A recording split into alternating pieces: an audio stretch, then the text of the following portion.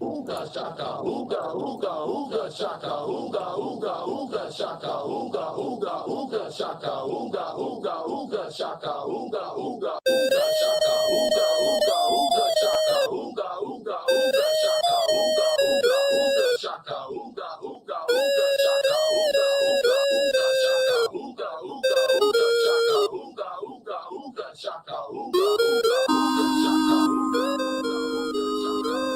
Welcome into the DNVR Avalanche Podcast presented by DraftKings Sportsbook, the number one rated sportsbook app out there. I'm your host, Rudo, joined as always by AJ Haefele. And the NHL got busy over the weekend, AJ. Hockey returned with the WJC tournament, of course, but behind the scenes, NHL teams remembered that, at least for the ones who didn't make the playoffs, training camp starts in 3 days, so they kind of have rosters to fill out and some stuff to do here. We'll get to particularly the Ottawa Senators in a little bit, but I did want to start with some of the big names around the league and some ex-Avs here, too. These are more coincidental than anything, but Kevin Connaughton invited to the Florida Panthers training camp. Neat. And old friend Carl Soderberg, as Chicago continues to acquire every single ex-Arizona player in the history of the league, has signed a one-year deal with Chicago. Neat. 1 year, $1 million is pretty, it's fine. We'll see what Chicago has to give. A lot of teams are, we'll see, category right now, I think, AJ, but the move that seemed to surprise everyone and yet be totally expected at the same time, Mike Hoffman taking, on the surface, what might look like a little bit of a strange move, technically a PTO with the St. Louis Blues to go to their training camp. The expectation here is they're just sitting there waiting for their LTIR to kick in so that they can sign him. Well, St. Louis has other business to do, too. They still have to sign Vince Dunn. True. So whatever kind of handshake agreement they have with Mike Hoffman right now, they have to know that they've got that money comfortably. I don't think Hoffman and Vince Dunn are going to combine for like $13 million, which is what Tarasenko and Steen, I think their LTIRs will put them right in that range. So they should be fine. But yeah, I mean, these are just the salary cap gymnastics that we're seeing some of these teams do. Yeah. How do you feel about it? Because to a certain extent, I understand, look, we're in a very strange time. No one knew when the season was going to start 3 weeks ago. So this is not a normal offseason by any stretch of the imagination. But you look at some of these teams, and you're talking about teams. I can't remember a time since the salary cap existed that teams were actually in jeopardy of going over the 10% increased offseason cap. And this year, you have multiple teams like flirting with it pretty regularly. Yeah, I mean, we've had some. I remember Washington pushed it a few years ago. There have been examples of teams that have gotten close to it, but I mean, this is just business, man. That's all it is. Teams are always playing these little games around the salary cap. They're always trying to find ways to dance around this stuff. Honestly, like COVID is all good and well, but it's changed a ton of the business of the NHL, but not then this part of it is pretty much the same. Teams are comfortable with how to do this because they've been doing it for years. Yeah, certainly. It does feel like there's a little bit more flexibility in teams this year. I think particularly when it comes to the LTIR situations for teams, but we've regularly had teams push over the cap in the offseason, and bending the rules, I'll say, is nothing new when it comes to the NHL salary cap. Back 5 years ago when Chicago was pushing for their third cup and they just kind of left Patrick Kane on LTIR for a little while to stay salary cap compliant. You see Toronto every year do ridiculous things with their roster to stay compliant. Well, last year we had Toronto with the extreme example of purposely acquiring hurt guys so that they could increase the LTIR amount that they were allowed to spend. And that was the reason they did it. It was they did that because they were using LTIR as their extra salary cap, so they could call up a more expensive dude, basically.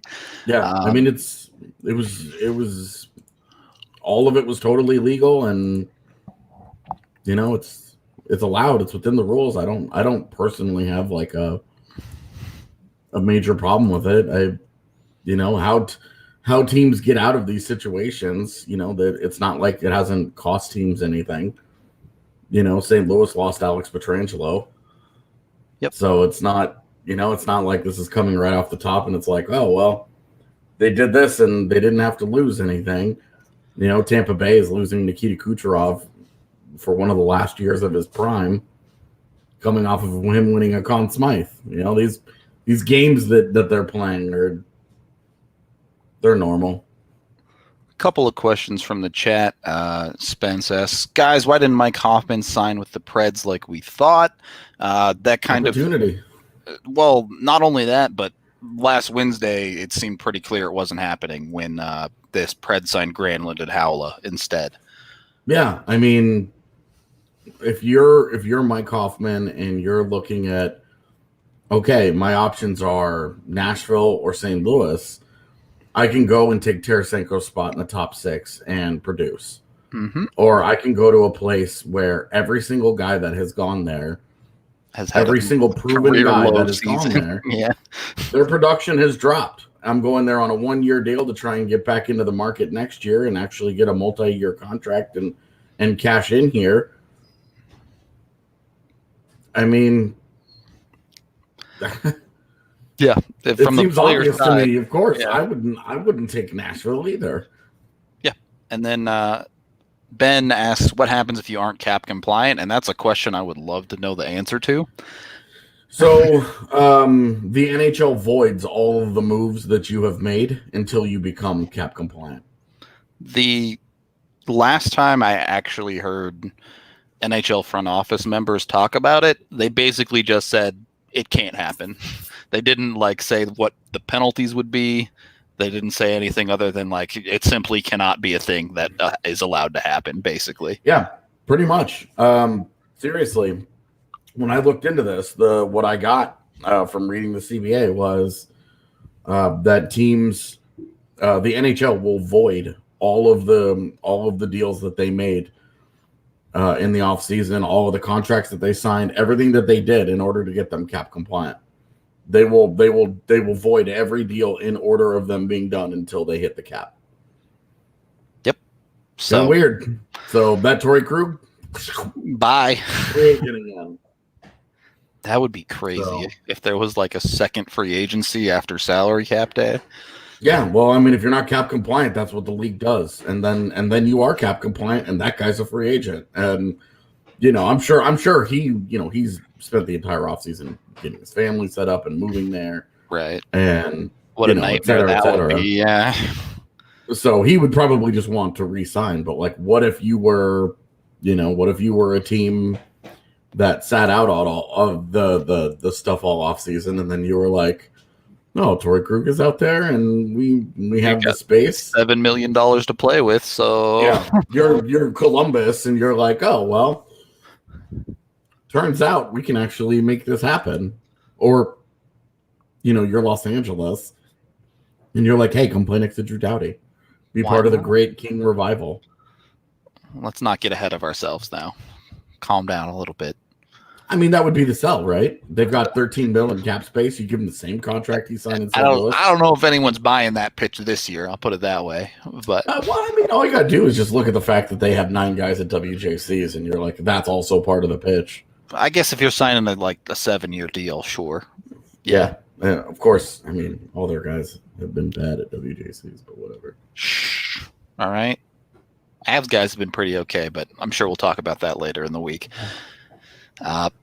Anyway, sticking with the NHL, it is a bit of an interesting situation to see how teams approach this. The Avs have not pushed over the salary cap in any way, shape, or form to this point. We've talked about it before on the show where they're even able to add some scratches to their roster if need be, or manage player bonuses or whatever it is.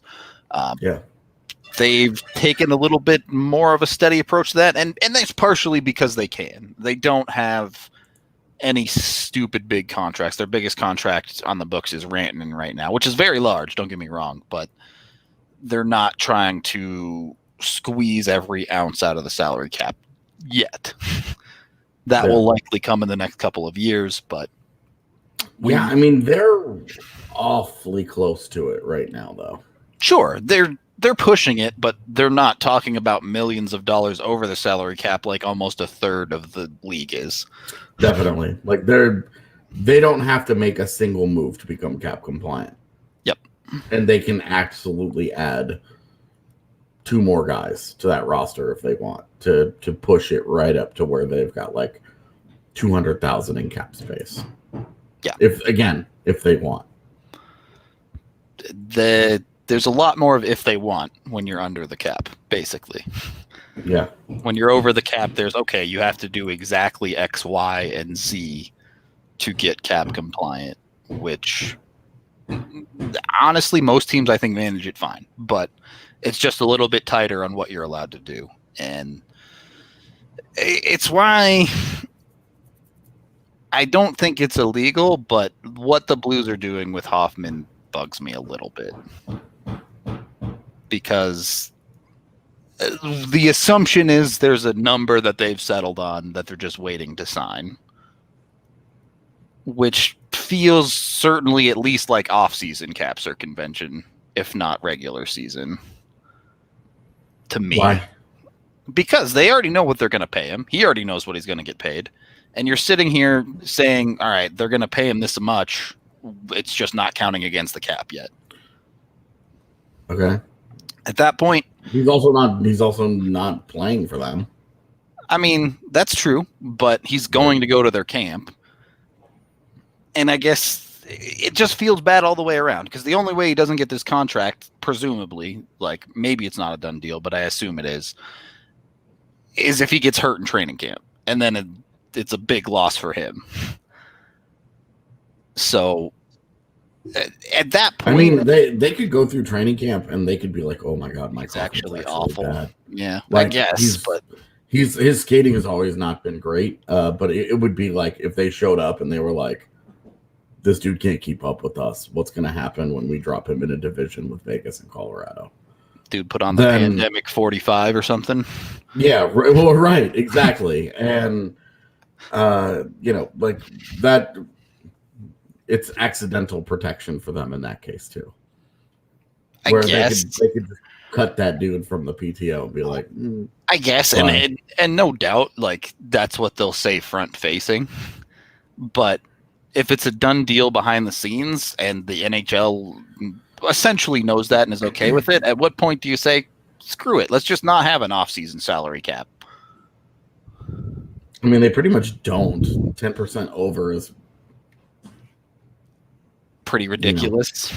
It's, I mean, when you consider that it's like a $9 million player, $8 million. I guess it's an $8 million player. Yeah. Like, you have to work to get there. Hey, Vegas did a good You job. have to be at the cap and sign Alex Pietrangelo. That's it. Well, there's another team that flirted with it. We'll talk about that in a minute. We do have to take our first period break, though, and let you guys know about my favorite, Breckenridge Brewery. Unfortunately, I only have a Mountain Dew with me today because, I mean, I can't drink at noon every single day. But oh my God, I'm so excited to get back to the States with real Mountain Dew. Yeah, none of this Canadian stuff. Dude. Can you guys get Breck Brew up there yet? I don't actually know. I haven't. To be honest, I haven't looked. All right. Well, if you're not in Canada, you can get it anywhere in the States. You can try that Mile High City Copper Lager down at the farmhouse. Get it directly from the source. Or if you're looking for any type of beer, check out the Breck Beer Locator online. They'll show you what they have at a local liquor store near you. Again, dozens of flavors. No matter what type of beer you like, they'll have something for you. And, of course, we also have WGT Golf. I did not do well in the Christmas tournament.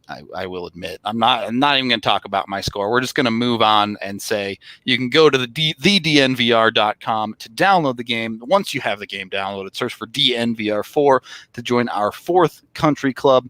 And we're running tournaments every single weekend, so you can get in on all of the action. It's a bunch of fun. You can also challenge anyone at any time. All the members of DNVR are spread out across the 4 different clubhouses. So come on over and play with us and have a good old time on a game loved by more than 20 million players around the world. Again, thednvr.com to download WGT Golf. Second period of the DNVR Avalanche Podcast, presented by DraftKings Sportsbook, number 1 rated sportsbook app out there. Rudo and AJ talking about the salary cap today, and the team that has done the most is actually not the team in salary cap trouble.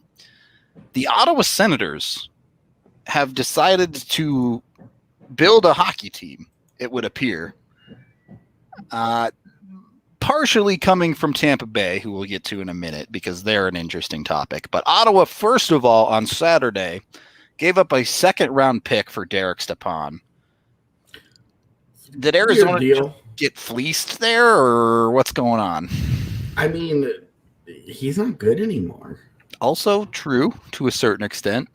I mean, back-to-back years, 35 points and 28 points. So the $2 million he's actually making this year is a lot more appropriate with the player that he is than his $6.5 million cap hit. Is there the Arizona effect there a little bit as well? I mean, outside of Taylor Hall doing his thing, we've seen Arizona kind of be more of a scoring by committee team.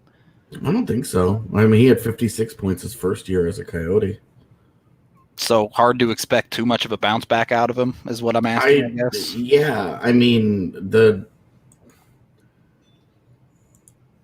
I get why Ottawa in particular has interest, because $6.5 million cap hit, only $2 million in salary. Classic Ottawa for sure. Yeah, when you have Eugene Melnyk as your owner, that's something that you go sniffing around the league for. And that was something that everybody under the sun in the NHL predicted would be a match coming into this offseason. Yeah. That it, for some reason, took this long, I don't know. But, like, Derek Stepan is fine. He'll be a good veteran voice for the young guys in the locker room. You know, between him and Anisimov and Dadonov, they'll have some older voices that have been around and seen a lot of things. Between those guys, Dadonov is the only one that I think that they're really expecting to be a big-time contributor for them. But I mean, I guess they kind of needed it. Not that Derek Stepan's a 1C, but their other options at center weren't exactly great either, unless they're expecting a big jump from Colin White. Yeah, I mean, between Colin White and Chris Tierney and then Tim Stützle, I mean, there's a lot of question marks at the very least down the middle. Stepan will at least help there. It's fine. Like, it's for a second round pick for a rebuilding team. I think normally I would be like, what are you doing?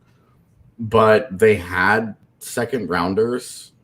They already had a couple of extra ones. Yep. And then, to be honest with you, when they're out of the playoff race at the deadline, and they can sell all these dudes, yeah.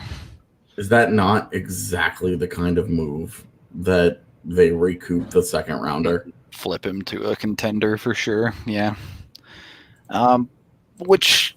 So that makes some sense. But then they go out and get Cedric Paquette and Braden Coburn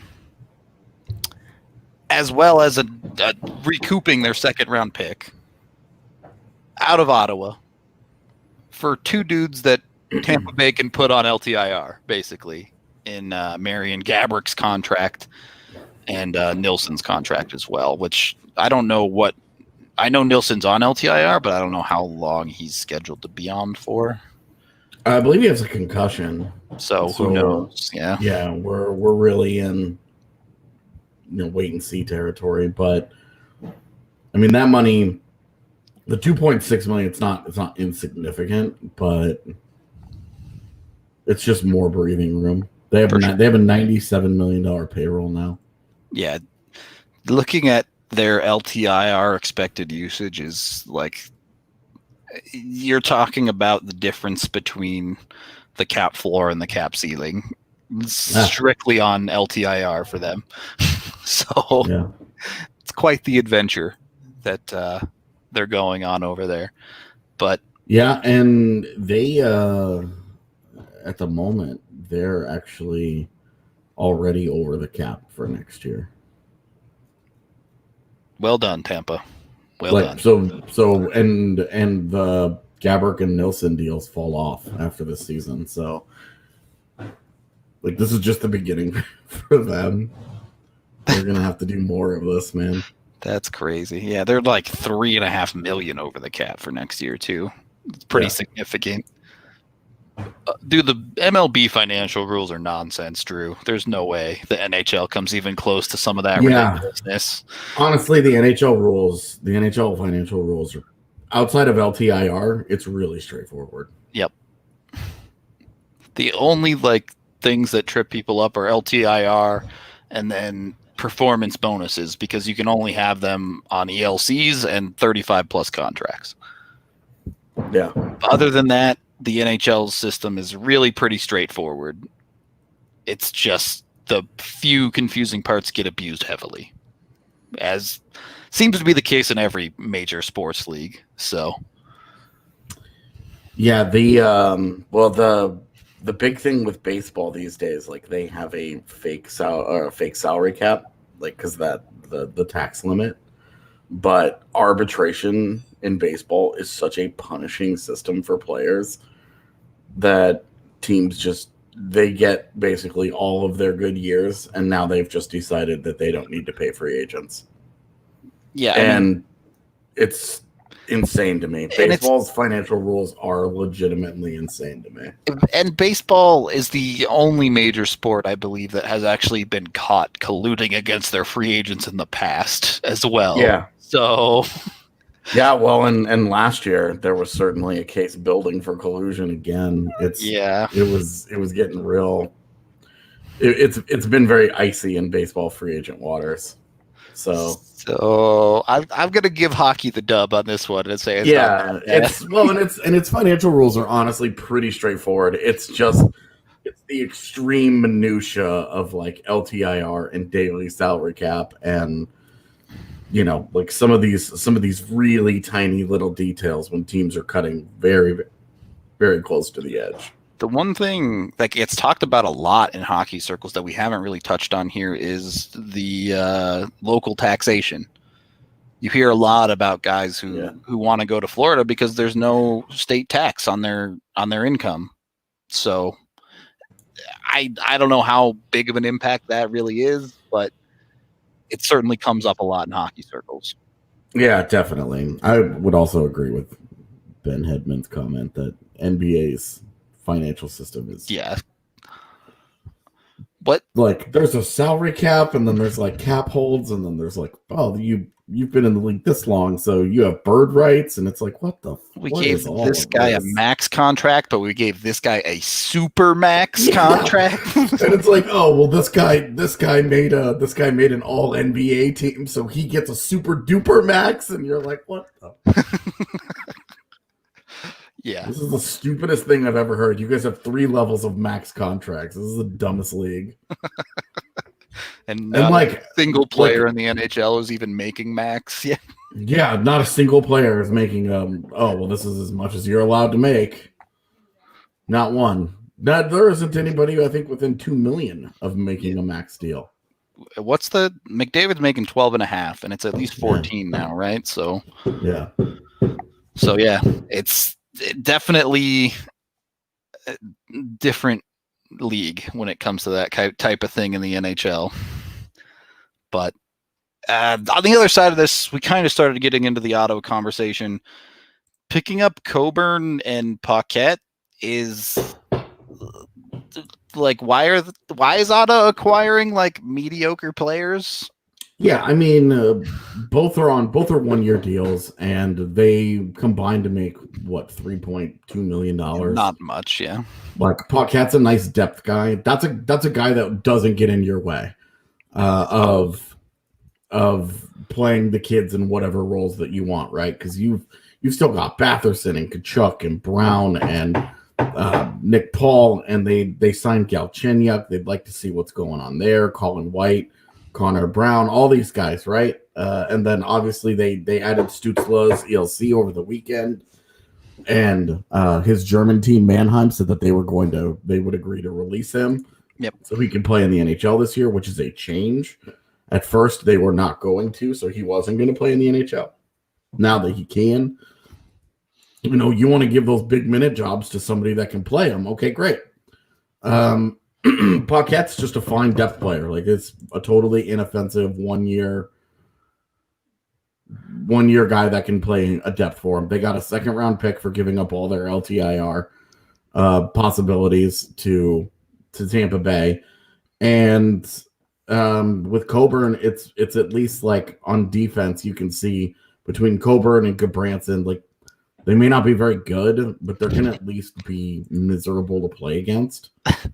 It's not gonna be a free 2 points is I think the goal there, where they may not be that great, but they're not gonna be an easy out anymore like they have been.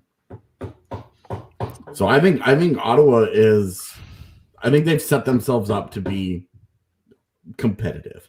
How high end that goes depends on how the kids do, how many of the kids they want to play. That defense is still obviously a concern because outside of Thomas Chabot, they don't really have a guy that belongs for anymore. Like Zaitsev, Goodbranson, Coburn, Riley, and they just got Josh Brown from Florida this year, like and Will Lannon, like. It's just a bunch of depth guys. It looks like Colorado's defense 5 years ago. Yep. We were like, this is a big bag of meh. These guys are a bunch of third line guys, third pairing guys who are going to play roles that are too big for them because the team just doesn't have any better. And you could talk yourself into maybe 3 of these guys have career years at the same time, and you catch a little fire and you sneak into the bottom of the postseason. But outside of that, this team will go as its young players do. Yeah, I think that's a good way to put it.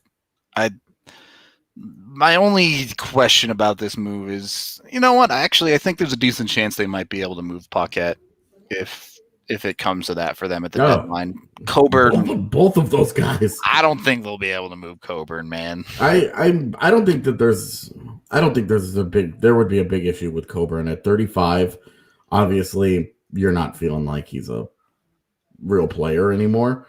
But if he gets into their lineup and he does anything at 1.7 million, Paquette making 1.6, like, not a problem, I don't think. No, like obviously Ottawa has like 11 million in cap space too, so I just mean to flip them. They got a second rounder to take those guys on. If they could flip Stepan, Paquette, 2 of those, if they can't flip Coburn, but maybe they can flip Goodbranson. They flip all those guys at the deadline. Their rebuild is continuing on perfectly. Like they have set themselves up to be really, really good in the future, and this is what they should be doing in the meantime. Give all the big jobs to your young players. Fill it up with some nice veterans that can help them out, who are talented to help you be competitive and stay afloat. Get guys on short deals that you can move and stock up on draft picks. Basically, the one thing Colorado did not do in their rebuild was stock up on draft picks. Yep. Definitely a shortcoming that we had talked about a lot during the time. But yeah. One final question for this segment, AJ. Okay. Are the Ottawa Senators a team? They are, in fact, a team. All right. Just checking. Had to make sure. Wasn't sure if Dorian still felt that way. DraftKings Sportsbook, if you want to bet on teams, is the place to do so. So head on over to DraftKings.com/sportsbook. They have amazing odds boosts every single day of the week. Cannot recommend them enough. And they also, basically almost every single week, have something that's akin to free money you can bet on, and basically it's a guaranteed win in one way or another. Highly recommend that. If you want to bet on upcoming hockey, you can bet on futures. I forget what the odds were, but Byram was like plus 1,700 to win the Calder, I believe. You can bet on basketball right now. The Nuggets play tonight. You can still get on that. You can even do live betting. Not quite as good as their baseball live betting when that comes back. Betting on every pitch is peak sports betting, and I'll hear nothing else about it. It was a lot of fun. So highly recommend that. Strike, baby. Yeah. Dude, first pitch strike is the best bet in sports. Not even joking you. Other than that, look, you want to bet on table tennis, you want to bet on any kind of racing imaginable, you want to bet on European small ice hockey, you can do that. They have everything under the sun to bet on, and they're super easy and secure to use. Again, you can deposit and withdraw your money at your convenience. You can see at the bottom of the screen there, get up to $1,000 sign-up bonus when you sign up with a new account and use code DNVR. So download the top-rated DraftKings Sportsbook app now and use that DNVR code to sign up. Again, it's for new players only with the DNVR code, so let them know we sent you to get that bonus for a limited time only at DraftKings Sportsbook. Must be 21 or older, Colorado only. Restrictions apply. See DraftKings.com/sportsbook for details. Gambling problem, call 1-800-522-4700. There you go. D-line with the Jokic rebound bets. Usually a pretty safe one to take if you're looking to make a little bit of money. Strawberry Sky. He's about the only nugget I would bet on right now. True. They've been struggling. Strawberry Sky, definitely high on the list for MVPs. Let's see. All right. Yeah. So we wanted to take a little bit of a look at what is left out there for any other team still looking to make some last minute moves, at least on the free agency market. And I'm going to be honest with you. It's not much. Craig Anderson just got snapped up today by Washington for training camps because obviously Lundqvist is not a thing anymore. So sad story, man. I hope he's okay. Same. Now, all of a sudden, having like open heart surgery. Whoa, dude. Things escalated really fast. Yeah. So hope he's okay. I mean, that's one of the game's good guys. For sure. Obviously sending great vibes his way. Hope everything is all right in that regard. But it's pretty thin. If you're looking for another goaltender, I guess Corey Schneider's still out there. He's not. Oh, did he just get snapped up too? No, he's had an agreement since the opening of free agency with the Islanders. They just can't pay him. Well, there you go. Another one of those. So yeah, they have a couple. The Islanders, I think, have 3 of those deals on the market right now. Who? I haven't kept. I don't remember all of them, right. But Schneider's the most. He's the one that I remember because he's always at the top of this free agency list. Yeah, makes sense. So I guess Jimmy Howard is about it for goalies. Yeah. Mike Condon, I guess, if you're getting desperate. I mean, JF Berube is also out there as like a guy. He does play the goaltender position, I guess. Yeah, and then it's a bunch of guys you've never heard of. Ooh, that's rough. Looking at this list, the names I recognize, still some decent defensemen out there. All right, that's where, oddly enough, man. Like, think of how many years we've been talking about how it's impossible to find quality defenders, and now because of COVID, like, there's just a number of guys out there on the market where you're like, that guy could probably help you. Dude's like, fine on the bottom pairing. The Ottawa defense that we were just talking about. Sammy Vodman's better than like most of those guys. Dudes. If you want to go a little bit older, you could take a Jonathan Eriksson, a Carl Alsner. Yeah, those guys. Carl Alsner got bad in a hurry. Yeah. Like he signed that big free agent deal in Montreal and immediately was locked up. But even then, you have like Travis Hamonic, who, he's had a rough go of it, but he's only 29. I mean, there are reasonable players to grab out here still on defense, which certainly surprised me a little bit. Oh, Matt Hunwick, there's a name I didn't expect to see. Yeah, I mean, there are some guys out here, like, I think the most notable guys, obviously Sami Vatanen. Andy Green I think also has one of the same deal as Schneider to go back to the Islanders. Hamonic obviously is a guy that has more like name value, but has really kind of just been meh the last few years. What's cool? What is Zdeno Chara gonna do? Like, again, another name value guy where you're kind of like, well, what's the deal here? Derek Brassard got the deal with Arizona today, so that's interesting. Why him? I don't have any idea. Arizona's making choices, that's for sure. Forward wise, there are some interesting players. Andreas Athanasiou is still out there. At 25 years old, what's the deal? I mean, there's a couple of interesting 25-year-olds. Devin Shore's still out there, Madison Bowie, and look, I get it. Bowie has not played great, but if you need a younger guy that can fill in on a bottom pairing, like in a non-flat cap, crazy COVID world, none of these guys are available. Yeah. They're sitting as 13th forwards or scratches or something on teams in the league. Yeah. Oh, Matt Martin is the other guy for the Islanders. There you go. We found all three. Yeah. Solved the puzzle. Looking through this list, I didn't snack them all up. I will eat a hat if Chara is actually linked to the Avs. So. I don't.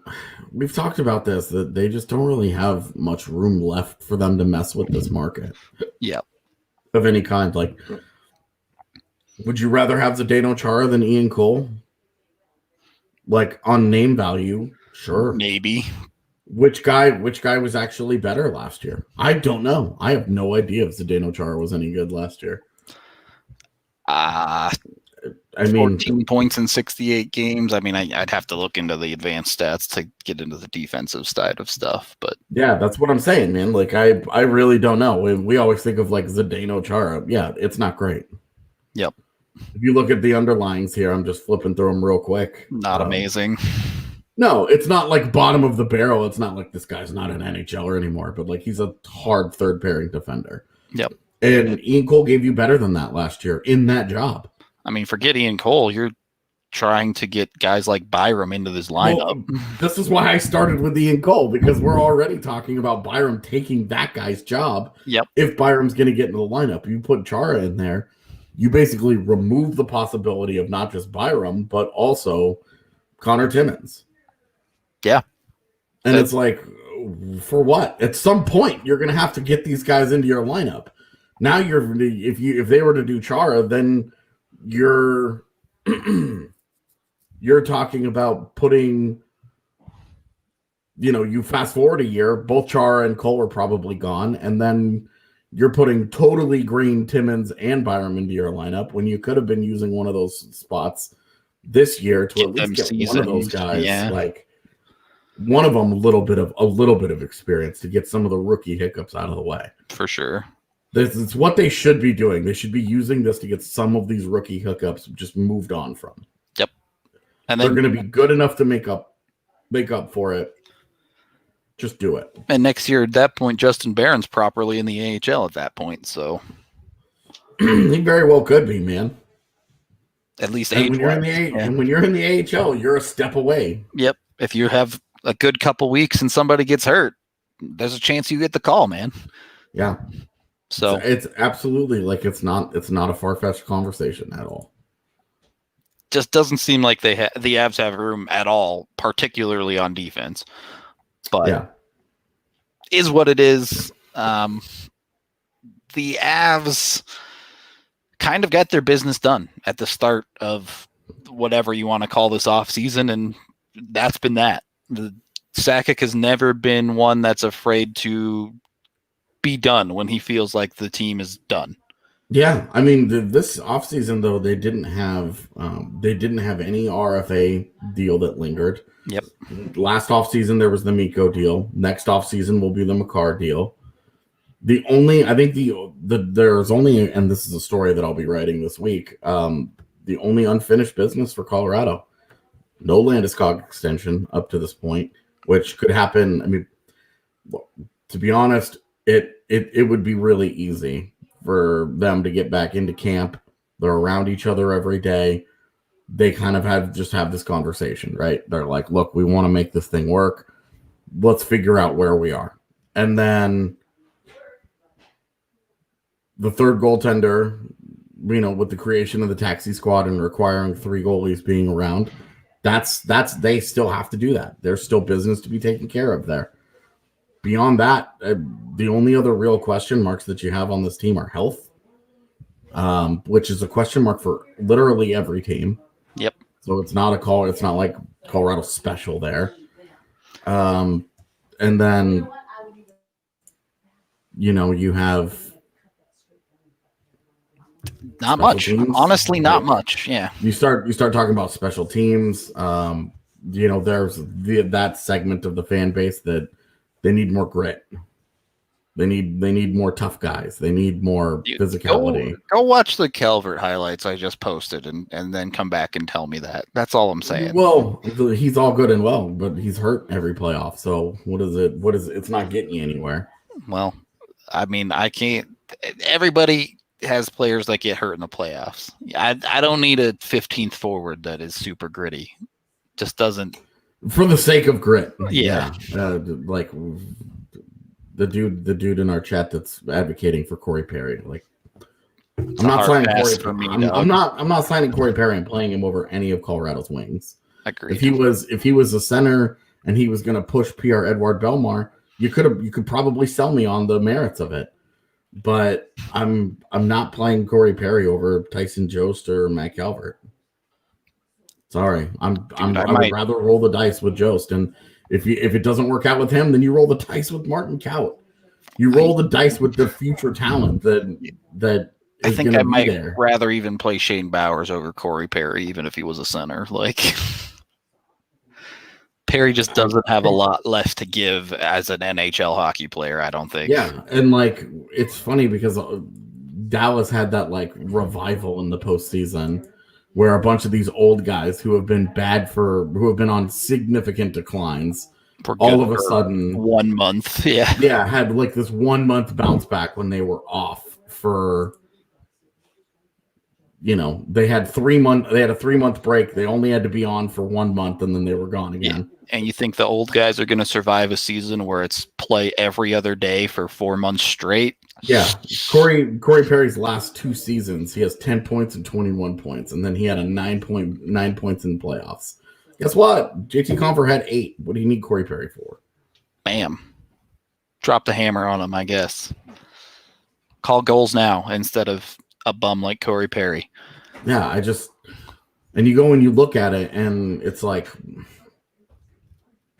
he was the picture of their postseason silliness. Yep. Yeah, I don't know. Not for me. I think we've been pretty vocal on this pod that certainly the two of us don't believe the Avs need more grit between Calvert, Kadri, some of the other guys in their bottom 6.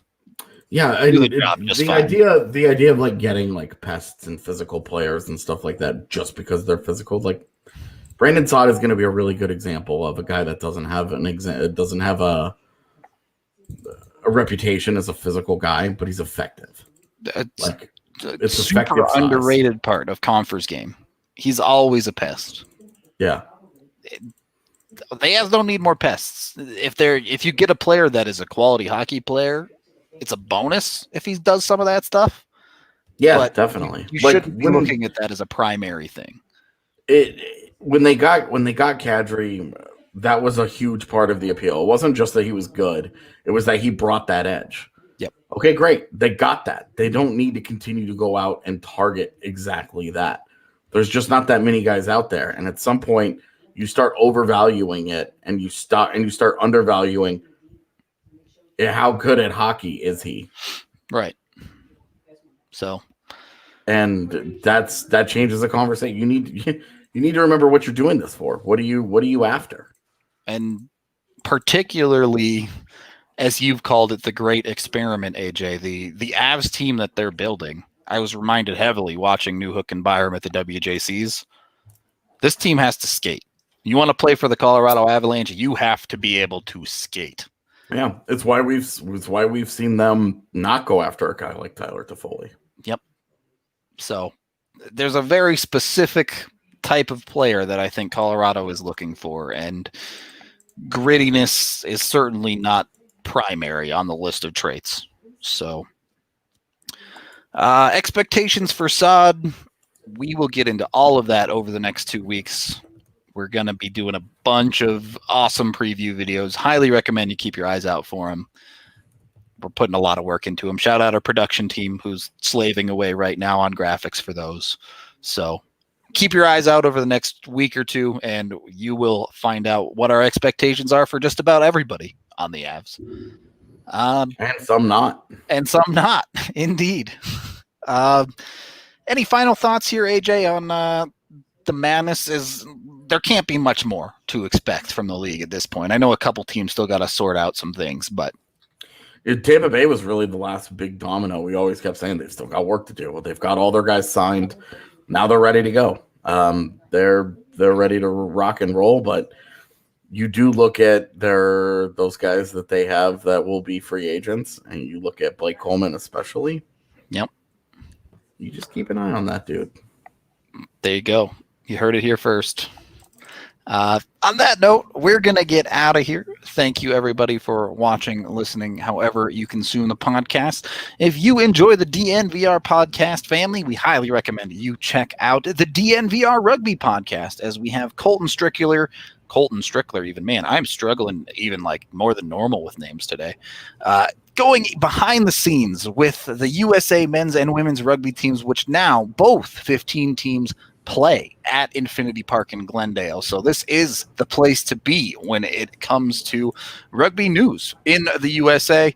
Again, you can head on over to the DNVR to check out DNVR Rugby. Be sure to follow DNVR Rugby on Twitter as well. Even if you're new to the sport, Colton has 101 pods to teach you everything you need to know. So yeah, help support us. If you're not supporting there, be sure to like and subscribe to our YouTube channel. That helps us a ton as well. Of course, obviously watch the Avs pod if you're here. If you can't watch it, you can always check out the podcast, which we still do in audio format as well. But that's it for today. We will be back tomorrow. We'll have a WJC update sometime this week. And then, training camp's right around the corner, y'all. So keep the hype rolling, and we will catch you guys next time.